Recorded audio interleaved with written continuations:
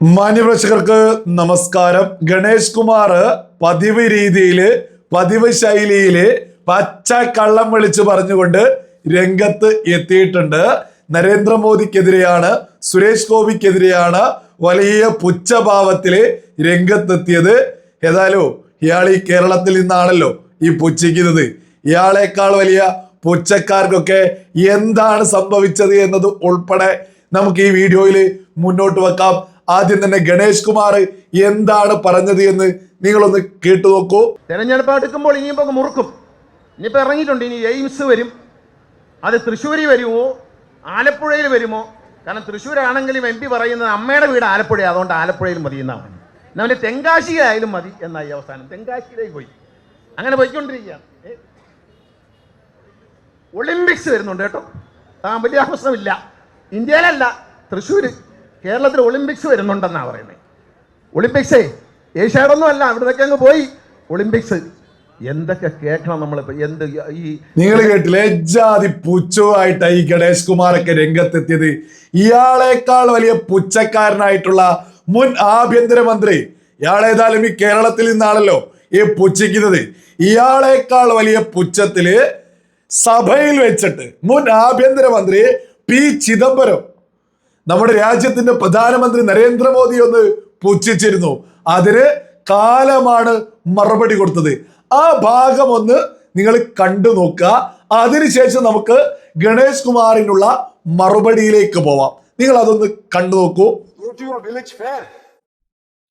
Buy potatoes and tomatoes and pay 7 rupees 50 paisa by a credit card. What will the poor lady do? Does she have a POS machine there? Is it connected to a electricity source? Is there Wi-Fi there? Is the internet working there?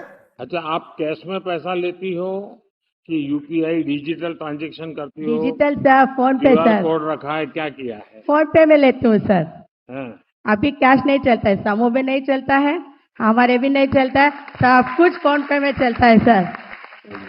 നിങ്ങൾ കേട്ടില്ലേ? അതായത് P Chidambaram രാജ്യത്തിന്റെ പ്രധാനമന്ത്രി Narendra Modi digital India, digital cash എന്നൊക്കെ പ്രഖ്യാപനം നടത്തിയപ്പോ വലിയ പുച്ഛവും, ഗണേഷ് കുമാറിനേക്കാൾ വലിയ പുച്ഛവുമായിട്ട് സഭയിൽ നിന്ന് വിളിച്ചു പറഞ്ഞതും പിന്നീട് കാലം നരേന്ദ്രമോദി മറുപടി കൊടുത്തതാ. പിന്നീട് കാലം അങ്ങ് തെളിയിച്ചതാ. നരേന്ദ്രമോദി പറഞ്ഞതായിരുന്നു ശരി എന്നുള്ളത്. ഞാൻ അതിന്റെ പരിഭാഷ ഒന്ന് വായിച്ചേൽപ്പിക്കാം. ആദ്യം പി ചിദംബരം വിളിച്ചു പറയാണ് സഭയിൽ നിന്ന്, നിങ്ങളുടെ ഗ്രാമത്തിലെ മേളയിൽ പോകൂ, ഉരുളക്കിഴങ്ങും തക്കാളിയും വാങ്ങൂ, ക്രെഡിറ്റ് കാർഡ് ഉപയോഗിച്ച് 7.50 രൂപ അടക്കൂ. പാവം സ്ത്രീ എന്ത് ചെയ്യും? അവിടെ ഒരു POS മെഷീൻ ഉണ്ടോ? അത് വൈദ്യുതി സ്രോതസ്സായി ബന്ധിപ്പിച്ചിട്ടുണ്ടോ? അവിടെ വൈഫൈ ഉണ്ടോ? അവിടെ ഇന്റർനെറ്റ് പ്രവർത്തിക്കുന്നുണ്ടോ? ഇതേ ദീർഘവീക്ഷണമില്ലാത്തിരുന്ന നേതാക്കന്മാരാണ് കോൺഗ്രസിന് എന്ന് ഈ രാജ്യം അങ്ങ് തിരിച്ചറിഞ്ഞതാ.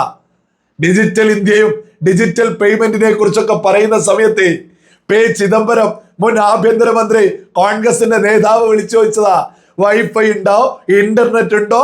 സാധാരണ ഒരു കവലയിലെ ഒരു സ്ത്രീ എങ്ങനെ പേയ്മെന്റ് ചെയ്യുമെന്ന് കാലം കൊടുത്ത മറുപടി നിങ്ങൾ കണ്ടില്ലേ? നരേന്ദ്രമോദിയുടെ ദീർഘവീക്ഷണത്തോടു കൂടി നരേന്ദ്രമോദി തന്നെ ഒരു സ്ത്രീയോട് ചോദിച്ചിട്ട് ആ സ്ത്രീ പറയുന്ന മറുപടി നിങ്ങൾ കേട്ടില്ലേ? ഞാൻ ആ ഭാഗവും ഒന്ന് വായിച്ചു കേൾപ്പിക്കുക. അതിന്റെ പരിഭാഷയും. നരേന്ദ്രമോദി ചോദിക്കുന്നു, നിങ്ങൾ പണമിടപാടുകൾ നടത്താറുണ്ടോ, അതോ UPI ഡിജിറ്റൽ ഇടപാടുകൾ നടത്താറുണ്ടോ? അതിനാ സ്ത്രീ കൊടുക്കുന്ന മറുപടി, ഡിജിറ്റൽ ഫോൺ പേ സാർ. മോദിജി അടുത്തതായിട്ട് ചോദിക്കാണ്, നിങ്ങൾ QR കോഡ് സൂക്ഷിച്ചിട്ടുണ്ടോ? സ്ത്രീ മറുപടി കൊടുക്കുന്നു, ഞാൻ അത് ഫോൺ പേ വഴിയാണ് എടുക്കുന്നത് സാർ. ഇപ്പോൾ പണം ആരും ഉപയോഗിക്കുന്നില്ല, നമ്മുടെ കടകളിലും ഇല്ല, അടുത്തുള്ള കടകളിലും ഇല്ല, എല്ലാം ഫോൺ പേ വഴിയാണ് സംഭവിക്കുന്നത്. ഇപ്പോൾ എല്ലാം UPI ആണ്, ആരും പണം എടുക്കുന്നില്ല. പി ചിദംബരം കുറച്ച് വർഷങ്ങൾക്ക് മുമ്പ് രാജ്യത്തിന്റെ പ്രധാനമന്ത്രി നരേന്ദ്രമോദിയെ ഡിജിറ്റൽ ഇന്ത്യ, ഡിജിറ്റൽ പേയ്മെന്റ് ഇതൊക്കെ പ്രഖ്യാപിച്ച സമയത്ത് പി ചിദംബരം ഗണേഷ് കുമാറിനേക്കാൾ വലിയ പുച്ഛത്തില്, ഗണേഷ് കുമാർ ഇന്ന് സ്റ്റേജിൽ നിന്ന് നമ്മുടെ കേരളത്തിലെ ഏതെങ്കിലും ഒരു സ്റ്റേജിൽ നിന്നാണ് ഇതൊക്കെ വിളിച്ചു വരുന്നത്. ഇതിനേക്കാൾ വലിയ സദസ്സായിട്ടുള്ള സഭയിൽ നിന്ന് നരേന്ദ്രമോദിയെ പുച്ഛിച്ചതും കാലം അതിന് കൊടുത്ത മറുപടിയൊക്കെ കണ്ട മലയാളികൾക്ക് ഈ ഗണേഷ് കുമാറിനോടൊക്കെ പുച്ഛേ തോന്നും. പിന്നെ പറഞ്ഞല്ലോ എയിംസിന്റെ കണക്കുമായിട്ട് രംഗത്തെത്തിയത്. എയിംസ് സുരേഷ് ഗോപി എന്ന് പറയുന്നത് തൃശ്ശൂർ മാത്രല്ല, നമ്മുടെ കേരളം വളരണമെന്ന് ആഗ്രഹിക്കുന്ന ഒരു മനുഷ്യനാ അദ്ദേഹം. കേരളത്തിൽ എവിടെയെങ്കിലും വരണമെന്ന് പറയുന്നുണ്ടെങ്കിൽ അത് അവിടെയുള്ള ജനത അത്രത്തോളം അർഹിച്ചത് കൊണ്ടായിരിക്കാം അദ്ദേഹം എടുത്തെടുത്ത് കൊണ്ടുവരുമെന്ന് പറയുന്നത്. ഇനി എയിംസിന്റെ കണക്കും പറഞ്ഞ് നിങ്ങൾ സുരേഷ് ഗോപിയെ നല്ല ടാർഗറ്റ് ചെയ്തത്, നിങ്ങൾ നരേന്ദ്രമോദിയെ ടാർഗറ്റ് ചെയ്തത്. എന്നാൽ നരേന്ദ്രമോദി എയിംസുമായിട്ട് പ്രസംഗിച്ച് നമ്മുടെ കേരളത്തിലെ മാധ്യമങ്ങൾ കൊടുക്കാത്തൊരു ഭാഗം ഞാൻ ഇവിടെ കൊടുക്കാം, നിങ്ങൾ അതൊന്ന് കേട്ടു നോക്കൂ. साल 2014 से पहले देश में सिर्फ 7 एम्स थे. इसमें से भी एक दिल्ली वालों को छोड़ दें तो कहीं एमबीबीएस की पढ़ाई नहीं होती थी, कहीं ओपीडी नहीं लगती थी, कुछ अधूरे बने पड़े थे. हमने इन सभी को सुधारा और देश में 16 नए एम्स घोषित किए. നിങ്ങൾ കേട്ടില്ലേ? ഞാൻ അതിന്റെ പരിഭാഷ ഒന്ന് വായിച്ചു കേൾപ്പിക്കാം. 2014 മുമ്പ് രാജ്യത്ത് കേവലം 7 എയിംസ് ആണ് ഉണ്ടായിരുന്നത്. അതിൽ ഡൽഹിയിലെ എയിംസിൽ മാത്രമാണ് മെഡിക്കൽ പഠനം ഉണ്ടായിരുന്നത്.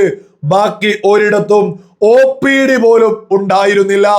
അതെല്ലാം മോദി സർക്കാരാണ് നേരെയാക്കിയത്. മോദി സർക്കാർ രാജ്യത്ത് പുതിയ 16 എയിംസ് കൊണ്ടുവന്നു. കോൺഗ്രസ് രാജ്യം 65 വർഷക്കാലം ഭരിച്ച സമയത്ത് വെറും 7 എയിംസ്. പിന്നീട് നരേന്ദ്രമോദി ഭരിച്ച 10 വർഷക്കാലം കൊണ്ട് 16 എയിംസ് കൊണ്ടുവന്നു. ആ നരേന്ദ്രമോദി സർക്കാരിലുള്ള സുരേഷ് ഗോപി കേരളത്തിൽ എയിംസ് കൊണ്ടുവരുമെന്ന് പറഞ്ഞാൽ മലയാളികൾക്ക് അതറിയാം സുരേഷ് ഗോപി കൊണ്ടുവരുമെന്നുള്ളത്. പിന്നെ നിങ്ങൾ പോച്ചയ്ക്കുന്നുണ്ടല്ലോ ഒളിമ്പിക്സിന്റെ പേരില് ഡിജിറ്റൽ ഇന്ത്യ എന്ന് പറഞ്ഞ് ഡിജിറ്റൽ പേയ്മെന്റ് എന്ന് പറയുമ്പോ തന്നെ ഈ പറയുന്ന ഗണേഷ് കുമാറിനേക്കാളൊക്കെ ഒരുപാട് ഉയരത്തിലുള്ള മുൻ ആഭ്യന്തരമന്ത്രി സഭയിൽ നിന്ന് ഇയാളെക്കാൾ വലിയ പുച്ഛം നടത്തിയിട്ട് പിന്നീട് രാജ്യമങ്ങൾ കണ്ടതാ എങ്ങനെയാണ് ഡിജിറ്റൽ പേയ്മെന്റിലേക്ക് രാജ്യം എത്തിയത് എന്ന്.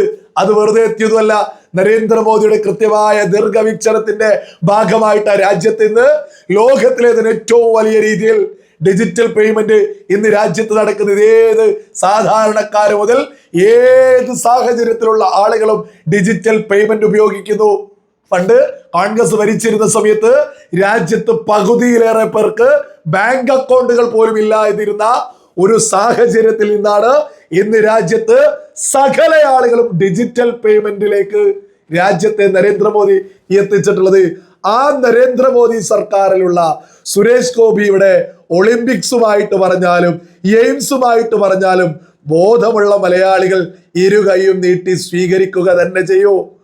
ഗണേഷ് കുമാറിന്റെ ഒക്കെ സ്ഥാനം പി ചിദംബരം ഇന്ന് രാജ്യത്ത് ഏത് രീതിയിലേക്ക് എത്തിപ്പെട്ടോ അതേ രീതിയിലേക്ക് ജനം ഗണേഷ് കുമാറിനെയൊക്കെ പുച്ഛിച്ചു തള്ളുമെന്നുള്ളതിൽ ഒരു തർക്കവും ആർക്കും തന്നെ വേണ്ട.